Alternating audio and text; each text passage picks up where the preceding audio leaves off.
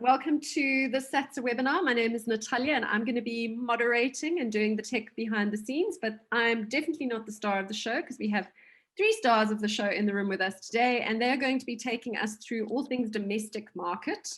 So helping me to unpack the domestic market is SATSA Co-Vice Chair Oupa Pilane.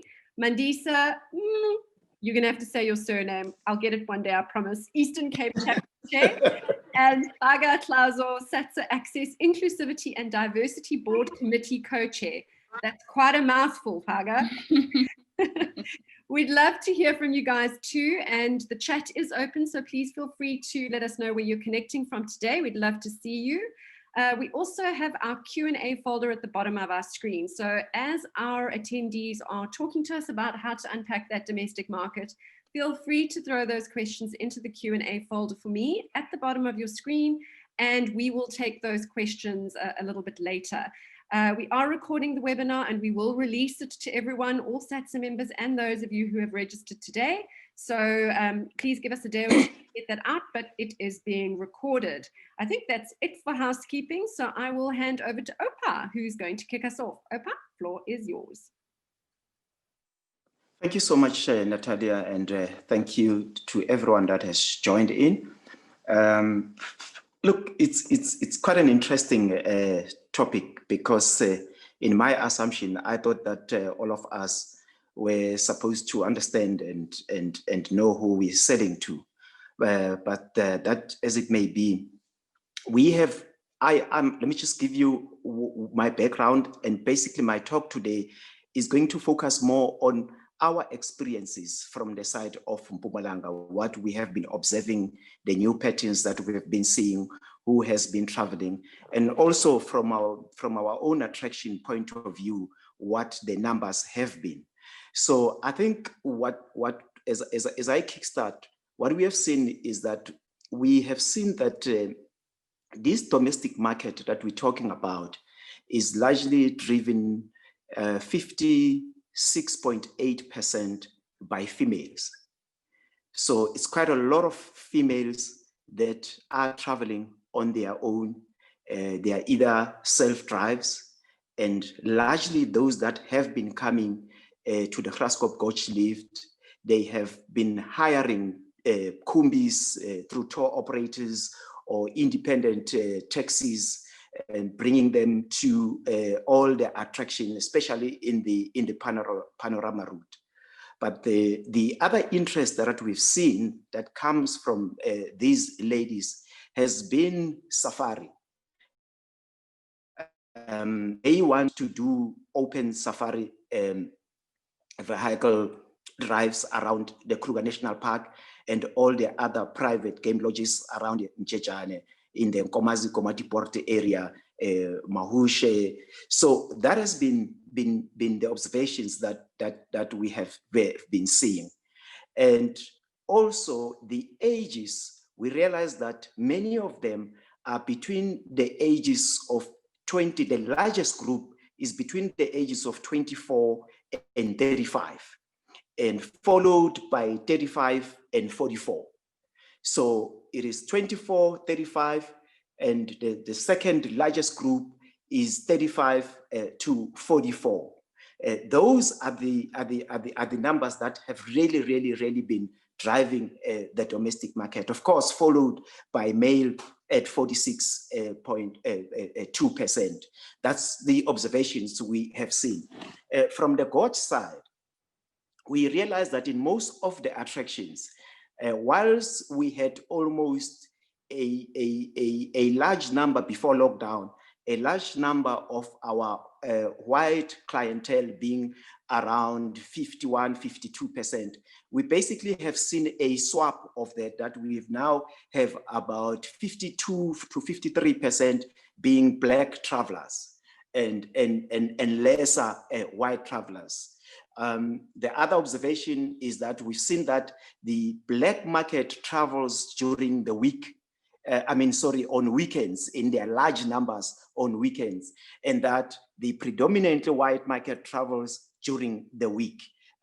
We know the historical implications of that because many people during the week are at work and they are able to then have time to travel during the week.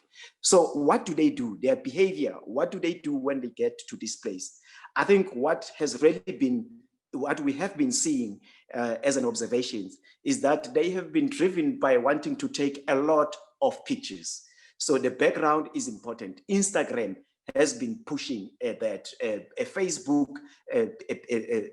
beautiful pictures that they want to see the background, and the backdrop to them is important. So whatever we've been trying to put together, we just need to make sure that it is Instagrammable. Because most of them were telling me that they are actually not photographers. They don't take pictures, they're creating content. So this is what they are saying. They're basically now becoming content creators. So that's what we basically have seen. And how, as I said earlier, most of them are self-drives in smaller cars. The second biggest is because this market does not have a large number of this market, does not own cars. So they hire kumbis, they hire tour operators to take them around. So for me, what we are now beginning to do, and the number of questions that we are finding, is that they are also asking for packages. They seem not to have enough time to put together a total package which includes accommodation and activities. So what needs to happen now is that we really need to push in to include affordable accommodation, and all they want is if they can sleep comfortably, but what they want to do is activities largely high on the agenda will be your authentic expenses, like as I said earlier, game drives, and also visiting all the nature-based attractions and quiet biking and all that. So that's basically, in short, what we have been observing in the last few months since we have opened. Thank you for now. Thank you so much, Oupa. Really amazing insights. If you do have a question for Oupa, please feel free to throw that into the Q&A folder for me at the bottom of your screen, or perhaps even in the chat. And maybe if you are based in that area, if you've seen similar insights that Oupa was mentioning a little bit earlier. I'm going to hand over now to Mandisa, my friend Mandisa. Would you like to give us an update on what it is that you're seeing from a domestic market perspective? Hello, Natalia. Thank you so much. Thank you, Oupa. Yeah, I definitely agree with Oupa on those numbers and those stats. And then I think from my side, most importantly, with the work that we're doing for locals who wander, which provides an alternative means for people to travel during this December holiday, is that people want access and people want to get places differently, like Oupa is mentioning. So traditionally, the tour operators, how they were operating, there's a different way to access that market. There's a different way for people to reach their destinations.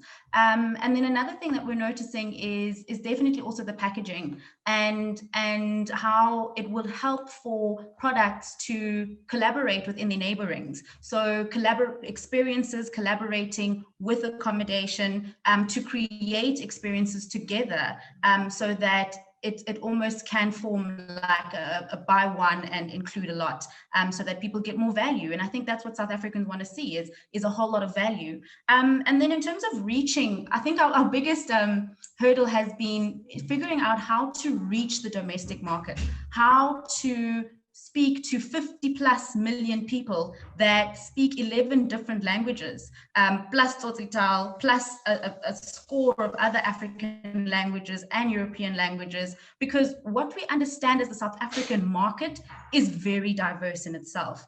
And how do you reach people in 9 provinces and on Black Twitter? So for us, I think we've had to go and really tap in on the ground and keep in touch with people that know what is happening in the different aspects and what is also trending. We have a young guy on our team that's very in tune with the young sort of market in that appeals that that we are targeting for our product. And so a lot of businesses in hospitality don't naturally have that access to those people.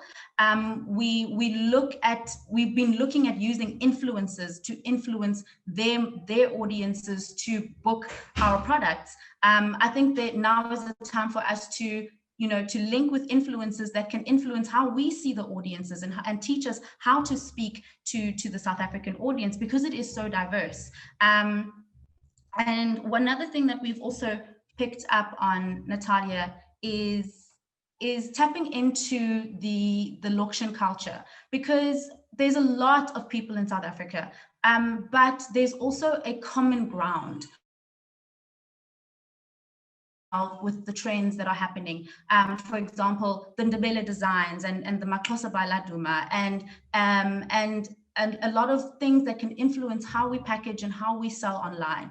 And also tapping into languages. I think a lot of South Africans, and we've received this inquiry a lot, is finding themselves represented in tourism products, in tourism marketing. And that can come from speaking a little bit of a local language, whether it's designing a post and posting it in Afrikaans, in Gassital, and including some sort of vernacular language. And another thing that we've seen is also inclusivity in our visuals. Does our marketing represent South Africa for what it is? Do we have African people represented in our marketing? Because at the end of the day, everybody wants to feel like they were thought about when the product is being designed, and when the package was also being created.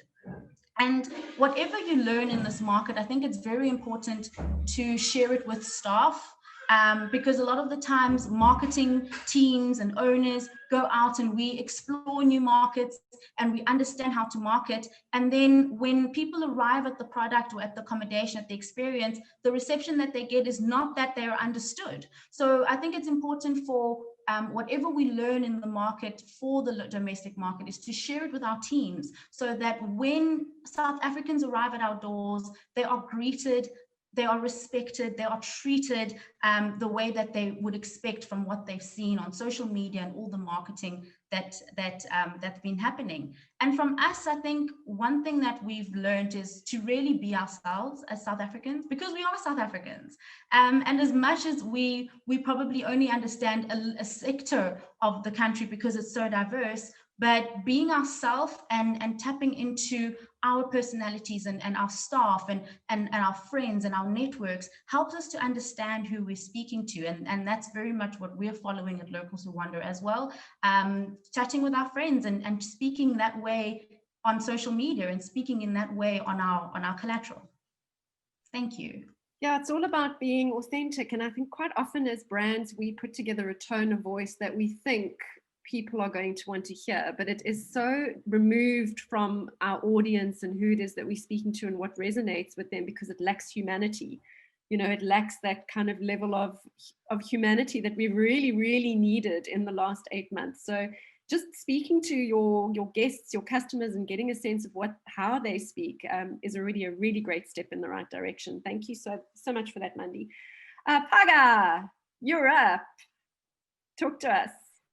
Good morning, Natalia, and morning, everybody. Before I get started, I'm actually really curious to know if any business owners in the chat today have actually taken advantage of that user-generated content that Oupa alluded to. So if and when people come to your property and they take these photos and they post them on Instagram or on Facebook, are you and I'm curious to know if anyone's done it and has any stories to share with us in the chat there. Mine is, and again, sharing very similar findings as Oupa from a Zulu nomad point of view. Again, though, our audience has always been the young African market. Our products are developed specifically targeted at young professionals who are running around Sandton, losing their minds all day, every day at work, and then looking for that, 5-day getaway or for that 2-weekend experience in Dahlstrom, So for us, again, definitely very similar findings over the years. It's mostly the ladies who are traveling. If we do have a guy traveling on a Zulu nomad experience, it's usually the wife or the girlfriend who's dragged him along. It's the ladies who are booking. It's the ladies who are looking for experiences, you know, unique experiences. And Oupa is absolutely right that they can go and share online. Increasingly during the lockdown, we have had a lot of inquiries from young families as well. So once the kids were no longer in school, or when schools, you know, were online, we moved online, a lot of the inquiries were actually coming through from young parents who wanted to go out to the game reserves or go out camping with their kids, etc. So the market is definitely there. And I think this is an immense opportunity for business owners. You know, when you consider the fact that we're moving from a place where we're only attracting 5% of international travel globally in the entire world, and we're moving from a place of just 3% of global receipts in tourism, there's definitely something that we've missed over the years. And this is probably an opportunity to sit back and reflect and think, oh, what have we missed? Where are the new opportunities? Because travel globally is increasing. There's increasing markets, there's young people coming into the markets looking for new experiences, the growth in the culture of experiential travel, the infiltration of niche experiences globally, that's all been missed in South Africa. We've been focusing on the traditional markets, on the traditional products, and there's nothing wrong with that because that's what worked for us as business owners, but now we're where we are. It is imperative that we start looking at new markets, that we start understanding the opportunities within the domestic market. And in our engagements and in our search for opportunities within the domestic market, I cannot emphasize enough how critical it is that you are authentic. And that would require you to partner and collaborate with a young person. If you look at the growth in new product in the market over the past couple of years, there's so many Black-owned, youth-owned companies that are in the market now offering really unique or creative experiences or combinations of experiences that appeal to young people. And so maybe it's not for you, Natalia, to now try and figure out how to, you know, speak Tsotsitaal online. Maybe what you do is you partner with a Phaka or a Zulu nomad or a camping kapela or Travel with Africa. The list is endless. There's so many young people that you could partner and collaborate with that are going to add real value to your business so that you also don't feel like, oh, now I have to partner with a Black person and oh man, they're gonna, no. Young people want to add value to your business. You need them, they need you. You have a lot to teach. You have a lot of value that you can add to a young person's business growing into tourism in South Africa. So for me, it honestly is, it's about being open-minded. It's about understanding that clearly there's something we've missed. Let's see, you know, where the opportunities are and be genuine about that as well. And finding the right young people to bring into your mix, to bring into your space that you're going to surround yourself with that are going to add value to your existing products. As Mandisa said as well, if you're a property owner, if I was a property owner right now, I would be online every day looking for someone with 80,000 followers who's just doing marketing, who's an influencer, or who has, so the influencers a lot of the time are also not just influencers, they're actually also running experiences. So there are mini tour operators of sorts. So find one of those guys to come in and market your property for you or with you. And also that's how you get your BE points and things like, there's just creative ways for us to solution for all of the challenges that we face as business owners. And I absolutely encourage everyone to just remain open-minded.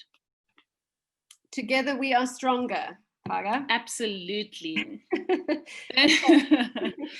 Yeah, and I'm not about to be on Black Twitter, Mandisa. You're so incredibly brave. You know, I know my strong points. I'm not about to be putting myself on Black Twitter. If I need to say something on Black Twitter, I'm going to find someone who's really good at that and in that space who's going to go and manage that for me. And that's really what it's about. Yeah, I think that's good. Knowing what you're good at and finding experts that can add value to the story that you are telling. Absolutely. I'm also not about to get involved in Black Twitter, Mandisa, so you can have to teach me. I'm terrified of Twitter half the time. I look at it and I think, oh my goodness, they are so direct. Anything can happen on there. Absolutely, absolutely, and it really is. It's about those collaborative relationships and finding people that can. And the beauty of that is that you actually give a young person an opportunity to, as Phaka was saying, add value as well as learn. So no, let's not dip our toes in scary places when there are people that are very well equipped to do it. So Phaka, I'm actually going to just stick with you for a second, because you said something that, I was just putting my kind of, I'm not going to tell you how old I am, because I'm not one of those youngsters that you were referring to, but I am a marketer, and I've been marketing for a very long time in the tourism space. So obviously I'm used to marketing to those traditional markets that you were speaking about and the product mix that you were speaking about. But now we have Corona crazy. This past 10 months has just flipped everything on its head. And while I still recognize those basic elements of marketing, understand your audience, understand where they play, reach them, if I'm not somebody who works in marketing, I'm potentially quite terrified of pivoting, to use a very overused term. So if you were going to tell me 3 things that I would need to do today to just put that in a box, kick it to the corner, and get my stuff together so that I can start from scratch, what would those 3 things be? I think one of them is find an influencer, as you've suggested. What else? And to clarify, not necessarily an influencer, as in, the guys are going to come with it. It's to find a young person who's going to add value to your business, in terms of being able to identify a specific area of the market that they're going to be able to focus on and actually draw people to your property, right? And that you obviously wouldn't know where to start or how to go about it. But if you're observing that this person is on a weekly basis taking people across and maybe what I'll do, Natalia, is share a whole list of young operators that people can start following online and just seeing their activity, because there really has been quite a bit of activity in the past, I want to say since September, October. But yes, the first step is definitely to find these young people, spend some time observing them, look at the types of experiences that they're offering. They even share like videos while they're driving in the car, and they'll be playing music, just to suss out the vibe and find someone that you have some sort of commonality with, obviously, that you're going to have to be able to build with going forward. And that would be definitely the first thing, Natalia, to sort of spend some time online researching, the newer guys in the market, understanding what it is that they're doing, they're offering. If someone resonates with you, then engage and see if they want to partner with you on some level. And for me, there's such an opportunity to take that a step further once things have settled down, where we're looking at then transformation. I've been approached by several business owners who say, listen, I need to transform my business, I need to get a Black business partner, but it's always such a reluctant thing or approach. Whereas if you actually have built the relationship with someone beforehand and you can already see the value that this person is going to be adding to your business, then the transformation is really just growing your business. And you're adding a business partner who will come and add value, and you can see what the business case looks like in the long term. The third thing probably, Natalia, would be to lean into to observe the international markets as well. So young people are young people everywhere. The types of experiences that young people are looking for are honestly the same here in Joburg as they are in Sao Paulo, as they are in Seoul, as they are in Berlin. Young people are looking for immersive experiences. They're looking for experiences that are going to be a little bit outside of the box, authentic experiences, things that they can do together, group experiences, but obviously done in a safe way. And so it's to tap into, and again, just spend the time learning this new market, because again, like you're saying, you're very familiar with the older German, UK traveler is really great and warm and fuzzy, and we're here to see the animals. And we're here to see the animals. Honestly, my suggestion is just to spend the time looking at a market that I'm absolutely fascinated and I cannot wait to get my teeth into is the youth Muslim market. So Emirates has introduced direct flights from Dubai, etc., etc. There's such potential for attracting Muslim travelers into South Africa. We're a very diverse nation. There's facilities all over the country for Muslim people, but we're not targeted. We're not intentional about targeting them in our marketing. And so as a small business owner, for me, it would be just looking for niche markets like that and finding young people who are going to revitalize, bring in new markets, bring in a new audience into my business, and get new bookings from travelers that I hadn't considered before. Yeah, and that's the thing, is that you kind of get a little bit lost in the opportunity. If you really flip things on its head, you think, okay, well, my source markets are not traveling. So now I've got to break through the barrier of the fact mentally that I cannot target my existing source markets. And then I've got to break through another barrier, which is, okay, well, I have all of these other source markets that are markets that I've never targeted before. I have no idea where to reach them, et cetera, et cetera. And I'm going to ask Mandisa to hop in here now, because you were talking about all the 11 different languages, then Tsotsitaal. And, isn't that like the most overwhelming thing to try and then market a product to? It's not a homogenous market. I mean, South Africa is not a homogenous market. So how do we can't actually even talk about domestic tourists. We have to slice those domestic tourists into market segments that make sense. How do you even start? Where do you start? Absolutely, Natalia. I think definitely recognizing that segmenting the South African market is a big job. And like with everything that we do, when you go into any new territory, if you were previously operating, predominantly in the European market and you're going into the USA market, you do your research. And sometimes that kind of customer listening and audience listening is not readily available. And it definitely helps to get someone on the outside. As I was referring to earlier, and what Phaka was saying, is also working with influencers in a different way. Traditionally, over the last couple of years, we've come to work with influencers to come in and market our products. But perhaps it's time to maybe flip that relationship and come in and give us your insights into the specific market, because that will help actually really determine which segments of this market would work for you and would fit for the product as well. And you've mentioned the word listen, which we do very, very badly as product and marketers. We have a tendency to push features and tell you what it is that we have to offer you, as opposed to listening and understanding what you need from us and leading with benefits. And I think we can all be much, much better at doing that. Oupa, are you with us? Please, would you put your video back on? I've got a question for you.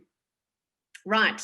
So our lovely ladies have spoken to us very much in that youth space. And I know right at the beginning you were talking about the youngsters and how the youngsters are going after a particular product that is on offer within the region. Just unpack how the product has had to evolve in the region to very specifically meet those needs of those particular audiences.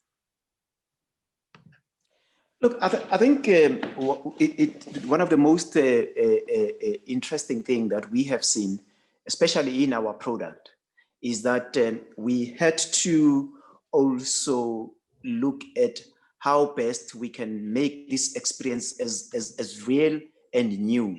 So we introduced new zip lines, just as an example, for them to be able, because that's what they want to do. These guys are so dangerously experiential. They want to do all the things that you and me will not do.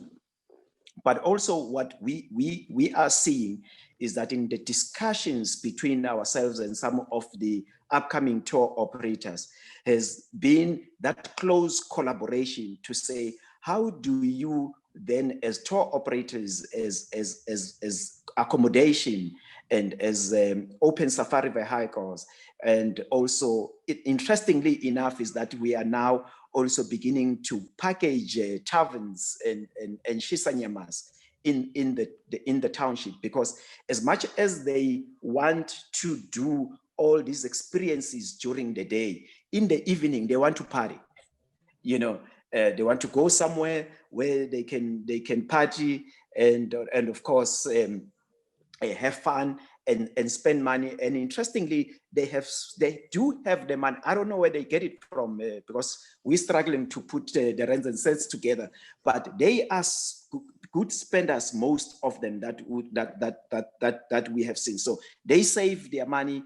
They work like in some sort of a stokvel kind of fashion where they save together, and when they go out, they are therefore looking at spending together, which therefore makes their spending power a little bit more stronger. So I think that quiet understanding becomes very, very important. I know that most of my colleagues will struggle, especially to understand some of the products in the township, because that sort of diversifying our product offering becomes much more important, that we need to be able to also look at what these townships are offering in terms of the new products that we're bringing on board. Thank you. Yeah, I'm going, actually bizarrely today that we're having this webinar, I'm going to Kayamandi this afternoon to try and get an understanding of some of the walking tours that are being introduced, just that I can see them with my own eyes as opposed to writing about them and not having actually experienced it. So it's going to be an interesting journey for me because I haven't been to Kayamandi before and I'm really looking forward to it. They've developed some amazing product that's sitting on a website but isn't being marketed at the moment the way that it should get marketed. So I'm going to see what I can do to try and help with that, with that project. Mandisa, I want to come to you. I experience this as somebody who travels frequently all over the world, not just within South Africa, where I sometimes feel like a little bit unwelcome in certain establishments, maybe because it's very specific for a younger market, and I'm no longer as young as I was once upon a time. But you know, I recognize that also from establishments where you have a lot of like the older European market, for example. And if you're somebody who's much younger, or perhaps you're of color, that could be quite off-putting. How do you get beyond that? How do you make all people comfortable in your establishment? Absolutely. Natalia, I think it comes from changing our mindsets as the tourism industry as to how we actually see the domestic market as a whole. And yes, there are a lot of color and racial issues that play into that. But I think first and foremost, as an industry, we've treated the domestic market as second-rate citizens, when actually we as South Africans, we are the custodians of our wildernesses. We are the custodians of our natural assets. And we should be given these the same respect as international travelers, so that to further inspire that in us. And coming into an establishment and feeling jilted because you don't belong, by assumption, really, because someone would look at you and think, oh, because you are of a certain color, or you're dressed in a certain way, or you are in a homosexual partnership and you're arriving with your same-sex partner, you are made to feel uncomfortable. And it comes in the little things, Natalia. Sometimes a person might overlook how, we might overlook how we react to people, how we treat people, because we're not thinking about it. But I think putting more thought in and being more respectful and deciding to treat everybody as first-rate clients, because at the end of the day, everybody's paying for the experiences, and sharing that, as I said, sharing that education with staff and having and taking it as seriously as even having manuals and trainings as how to be culturally sensitive, how to be, sensitive to people that are differently abled, how to be sensitive to in conversations and in addressing, individuals within the LGBTQ++ community.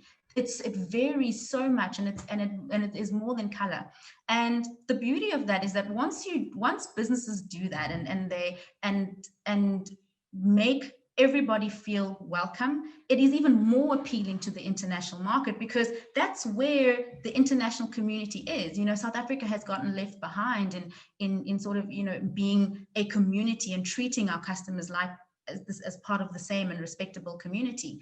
When we look at, again, in the young market, the Gen Zs that are traveling right now, where their mindset is at, where their values and beliefs are about humanity and how people should be treated, that's where we should be aspiring to. Because if we can get that right, we tick all of the boxes, you know, in a way of speaking, for the domestic market, helping people to feel welcome. And that automatically makes people happy. People want to share that Instagram post. People want to recommend the product. People want, they'll talk about it because they were made to feel respected and acknowledged. And what Oupa was saying in terms of understanding that this market, or whatever market, wants to go and jawl after a certain time, and making that possible. You know, holidays are supposed to make people happy. You are supposed to do what you want to do and not be restricted. So if you can't close your hotel gates, and this is for city, at 9 o'clock, when you know someone might want to go out, and respecting that and treating it as normal, because it is, yeah, and people will feel happy and will automatically want to share the product and want to come back. Yeah, so it has great marketing benefits. I mean, that's not why you're doing it, but the fact that you are being inclusive and you have some level of empathy and understanding of how people are going to be engaging and interacting with your product and with your staff has benefits that go beyond just getting business, getting footfall through the door, essentially. Okay, I have been monopolizing your attention with my own questions, which is not what I should be doing as a good moderator. So if you do have a question, please feel free to throw that into the Q&A folder for me, and I will pose those questions to our panelists today. I'm going to take a question from Yonka, who has, I think this one is going to be for you, Oupa.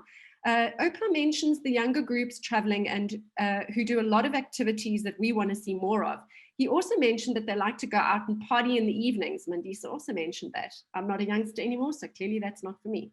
So a lot of accommodation establishments are used to the traditional international older local markets and are scared to take bookings from those groups of younger travelers because they're afraid that they would be loud, late in the evenings, bother other guests. And I guess from a COVID perspective, there are some risks around that as well. So how do we get around that? Oupa. You're on mute. Oh, sorry about that. These are the realities that we've got to be faced with, unfortunately. But we've got to also be part of our marketing. And that's what we've seen, is that part of our marketing is not simple as selling a product, but it is also educating the market in terms of being responsible, you know, because you do see people that at some point in time, we always need to be reminding people that COVID has not left us. We may have left it, but it hasn't left us. So part of our marketing campaigns that we do should always be inclusive of the challenges that we are facing now. And I think, yes, this market, I must say, it is sometimes a handful, but if treated well and spoken to well, they do understand some of the rules and conditions in this establishment. But also, what is interesting about them, of course, is that in most cases, especially for smaller accommodation establishment, because they tend to travel in groups, so they book the entire facility, you know, and to a larger extent, it doesn't then bother someone, but we should then be able to accommodate them to say, look, this is what you can do, this is how far you can take it, but at some point in time, we've got to be able to sleep. They are not like the 65-year-olds who just come to see the scenic beauty and at 6 o'clock, they are fast asleep. These guys, and they don't sleep, they just want to have party. And most importantly, they want their champagne, you know, and we've realized that many establishments don't have the types of champagnes that they drink. We always keep those cheapest MMC, and they don't want that, because most of them, when they have these champagnes, they take pictures about them and it makes them look cool. So this is basically some of the things that we've got to understand in their behaviors that but of course, I think what I want to stress is that our marketing should go with educating this domestic market. And largely, most of them, I must say, and with humility, that they have been excluded a lot, and now they are experiencing this, it becoming exciting to a point where it can't be controlled. So we definitely need to be sensitive to that, but also we just need to continue educating them, and I think we should be able to manage some of these challenges. Thanks, Oupa. They obviously have lots of money and they travel in groups. They sound like a match made in heaven for the tourism industry. Phaka, Mandisa, do you want to weigh in on what Oupa said? Yes, just in terms of the education process, it is very, very important, and we're all going to have to do it. I think it was probably one of the earlier learnings for us as Zulu Nomad, because when you're from the industry, or when you've been exposed to travel and you've been backpacking, so our target market is the youth market. And obviously we're then looking at, more budget travel. We're looking at budget accommodation, which isn't what a lot of people who haven't been exposed to travel before, that's not necessarily their idea of. I mean, everyone's seeing Penang and Dubai and those glass towers and the fancy breakfasts in Bali. And then people think that's what happens when you travel on a budget, and it really isn't.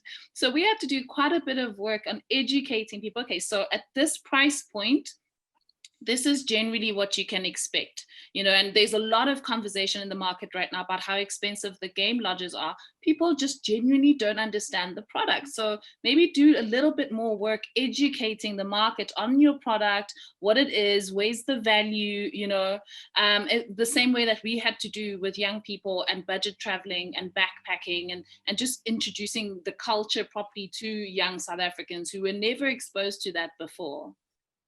Yeah, that's what I had in my head, Penang, like I could never live.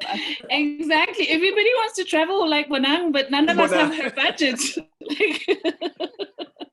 But just on that point, before I let you go, Phaka, is this idea around influencers and working with influencers as I do. If you are not somebody who's used to working with influencers, even if it's not Penang, what kind of expectations do they have if you have an accommodation establishment? So if I was going to develop a relationship with an influencer, what is the expectation from me as an accommodation establishment? And then perhaps Mandisa will also care to weigh in on that, because I know she does a lot of work there.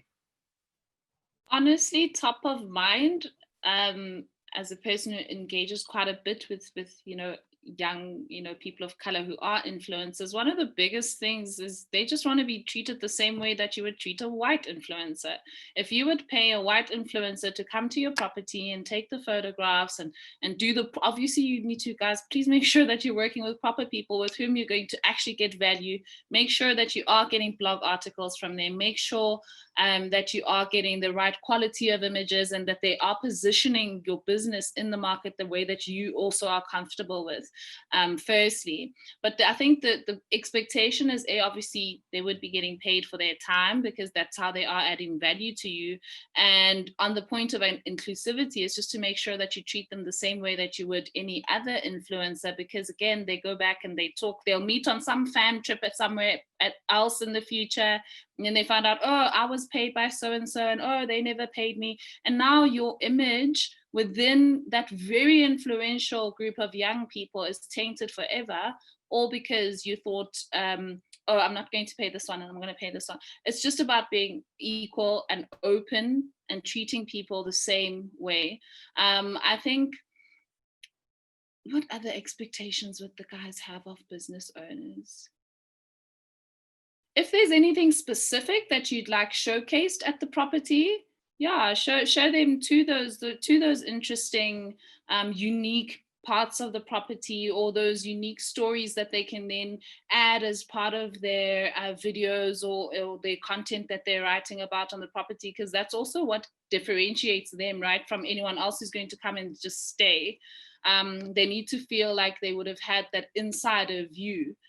So do take the time to spend with them, do show them around, make sure that they are very clear on your property and the type of clientele as well that you're trying to attract there. Don't just, pay them and let them come and take photos and leave. You absolutely need to be the one driving that conversation and what it is that they produce for you afterwards. Good, very good points. Mandisa? Yeah, thank you. Very good points. And I agree with Phaka. And I think, first of all, it's when you find an influencer, no matter who they are and what category they fit into, is to establish that you have shared values. And I think that's the most important thing, because it's not just about the one time, the one blog, the one photo. It's a relationship. And it's a mutually beneficial relationship. And I think especially in these times, influencers are people that we can be learning from as product. And it's a two-way street. So definitely finding someone that connects with you, that you connect with, that shares your values, and then bringing them on to come and understand your product. Phaka was talking earlier on about finding the right, Black young entrepreneurs to partner with. And I think that's a very good avenue to take as well, if someone is already in the space. And it's not everybody can afford a bonang. And also that's another thing. When you're looking at influencers, who are you looking at?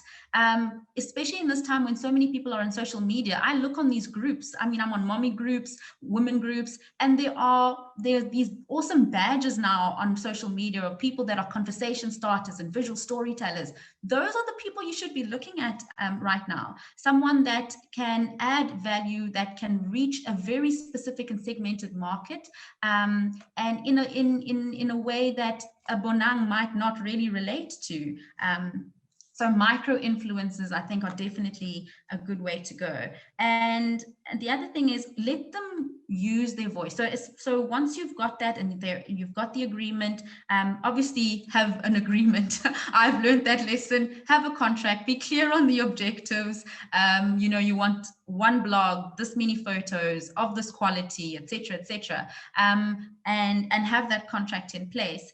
But let them use their voice. If we could reach these 50+ million people in these 9 provinces, we would, but we can't. We don't all speak those languages. We don't relate to all of those audiences in that way, but they do, and that's why we use them. And I think that's even the beauty of micro influencers, is that they are plugged in to a specific community and that they get, and they know how to speak to. And if you want to come in as a product and almost bully and say, no, we don't speak like that, and you should use this, and we say panoramic and not that, it's going to kill the point, really. I want to see your pen. Just wave it. I keep seeing fluffy things coming up. There it is. What? It's expropriated. Very cool. Thank you. And a very good point made by Erin in the chat about, if you are hosting influencers or any kind of media, make sure that you do have some form of itinerary for them. I'm a kind of a little bit on the fence there, because at the same time, you want them to be able to discover the property on their terms, as Mandisa just mentioned. But at the same time, you do need to have some form of structure so that you are sweating every single minute that they are with you, essentially. Okay, back to our questions. So Oupa, Rian has made a statement, but I'd like you to weigh in on that statement, if I may. And that is that travelers are looking for experiences that are authentic and off the beaten track. Is that your experience? And tell me a little bit about it. Look, I think yes, it is true. Largely, it is driven by experiences, and what we have seen in the last few days is the rise in hiking. All of a sudden, there's a group and there's hiking clubs that have come up, and they are going to hiking spaces that we have never seen before, and that's the kind of experience that these young people, and largely they're young people, these are the kind of experiences that these young people want, something new, something that is not as usual, because they want to be the first people to show it. You know, they want their friends to ask them, where is that place? Because that's the trending question, to say, where were you? You know, and they want to be the first, you know, to be always like, they just want to be the breaking news, you know, to show these guys that we've been at this place, you've never been. We've been having these experiences that you haven't had. So that's basically what is important. But also interesting is that I was speaking to my daughter, and she was criticizing our social media yesterday, and she was saying, your Facebook looks very stale. It doesn't talk to us, you know, as young people. And as a result, I asked her, so what do you guys want to see? And she was saying to me, no. Ooh. Oupa? Is it just me, or is Oupa frozen? His Wi-Fi has gone stale. Oh, man. Pictures that says, doesn't show us. So and that's what I found. And she was then showing me these experiential short videos that they do when they travel. As Mandisa was saying it, that as they travel, they will take videos, they will take short 2-3 minutes videos that they post on their stories largely. Because it needs to be instant. That's why they post it largely on stories. You find that she was saying that they're no longer posting it on, because it needs to be a current experience. So that's why when we even do our social media platforms, is that they want those pictures to show experience. They know, they don't want they don't want you to show them your bed. You know, they know that when they go to a accommodation, they'll find a bed, you know, and they know that when they go to an accommodation, they may find a swimming pool, but they want to show a picture of someone in the swimming pool holding a cocktail glass or something, you know, because that's the kind of experience that they want to see, and they want to feel, and they want to aspire to have. And yeah, yesterday I was also being schooled about our own social media platforms. So I think from now on, I said to her, okay, now, and then she promised that on Saturday she's going to take me down there so that she can take content pictures and show us how it is done. So please do speak to your children, do speak to the younger ones, because they are also in their own right influencers, you know, which we sometimes miss in their own way. And they've got their own community which they talk to. And this is the community that we don't know, because we no longer, we are not on their social, they block us on their social media platforms. So it is important that we expose them to what we do, and allow them to also help us in how their friends see our products. Thank you. Thanks, Oupa. It's like lifestyle marketing through stories. Yes. What I haven't heard is the word TikTok. Phaka, Mandisa. Yes. Are we even going down the TikTok road, or is it just Facebook, Insta stories, happy days? I see even LinkedIn's got stories now. Somehow that's wrong. Don't know. I'm an old millennial. Same, Mandisa. And Snapchat, I'll catch up. But also, you know, sorry, Mandy, please go ahead. No, good. No. Oh, no, I was just going to say, you know, for as the business owner as well, with very limited resources, generally I would advise people don't try and do too much and be on every platform. Maybe choose 2 platforms that are going to work for you. If you're on Instagram and Facebook, or Facebook and YouTube, I would definitely though advise to have a combination of video and images. And then obviously the copy, but video is very, very, very important, as Oupa has said. But don't try and spread yourself too thin and now want to be on every single platform. Again, listen, spend that time understanding the audience that you're trying to attract into your business. Where are they? When are they online? And then create that content targeted at them, and then tweak as you go along. But don't waste resources now trying to be on every single platform and trying to post every day. And this is again the importance of having someone who's actually skilled in digital marketing or social media management, who's going to watch, and be able to do the proper analysis of, okay, these sort of ads are working, these ads are not working, let's change things up a little bit. Maybe this month, let's try and put some money into Instagram and see how that does. But over time, you definitely want to have a regular space where your audience and where your people will find you. You're building a community around your brand, essentially. You said the words, you're building a community. Love that. Mandi?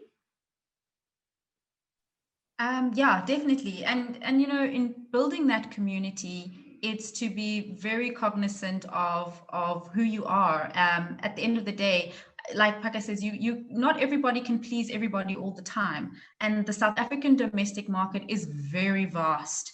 And in choosing the right spaces, and most importantly, the authenticity. I do highly believe that you attract what you put out there, and your customers will be attracted to you by what you put out there if it is authentic. Not trying to fit a mold of advertising for the German market, advertising for the US market, but as a South African, who are you? Therefore, as a South African business, what is your business? What is its value? And what is it that it how does it impact the community around it?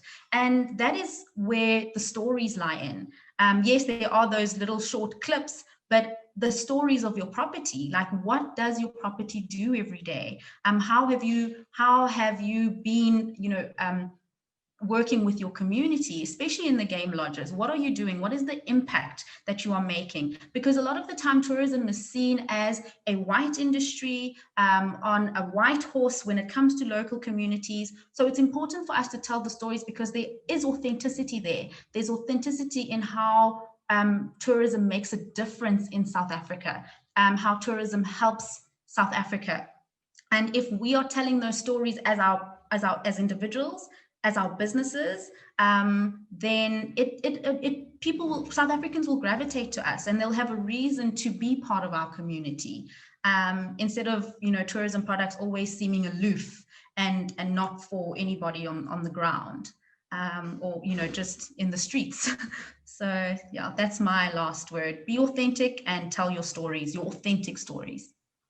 Okay, thank you. That is a really great last word, because I was actually going to ask each of our panelists to give us their last word. We are 2 minutes away from the end of the hour. So Mandisa, I'm going to take that one as your last word. It was a very good one. Oupa, over to you. My last word will be that please, if we could also market our routes, because our market are looking for an experience of a route, not necessarily our product alone. So it is important that collaboration in the route, and it is important that we begin to educate them about the route, what is in the route, what they can find, including all the things that Mandisa is talking about around what our products are doing to improve the routes, and then coming into these routes, how it is able to extend our social responsibility into assisting other people that are not in the same position as ourselves. So that becomes very, very important. But most importantly, to realize that we are all South Africans, and that if we sell a product, we need to provide the same experience. We need to treat people the same way we would treat our original markets. Here is this market emerging. Let's treat it the same way as you will treat your traditional market. Thank you. Thank you. And last word to Phaka. Sure, I'm actually going to close off with Justin's words here in the chat, where he says, inclusivity and diversification isn't just about making people feel welcome, but more importantly, it's potentially one of the biggest tools we have to drive tourism and economic growth and job creation in this country. And for me, honestly, that's what this is all about. It's about the immense opportunity that is sitting before us here as an industry, as the experienced people. All of the experience is in this chat. All of the experience to actually build and rebuild the tourism industry that we all want, an inclusive one, a sustainable one for the long term, that we can all benefit from economically. This is how we do it. And we've all just got to be open-minded. We've all got to be willing to learn and be authentic in our engagements and partner with the right people to grow all together for the future. Thank you so much. What a wonderful webinar. I feel totally uplifted and inspired. I cannot thank you enough, panelists, for being such wonderful panelists. I'm your biggest fans, as you well know. So thank you very much for joining me this last hour. And I know I have learned so much from you, and I'm sure that everybody else has as well. Thank you for your time. And I can't wait so much. to see you in person. Thank you. Thank you, Natalia. Thank you, everyone. Thank you, guys. Cheers. Thank you, Natalia. Bye.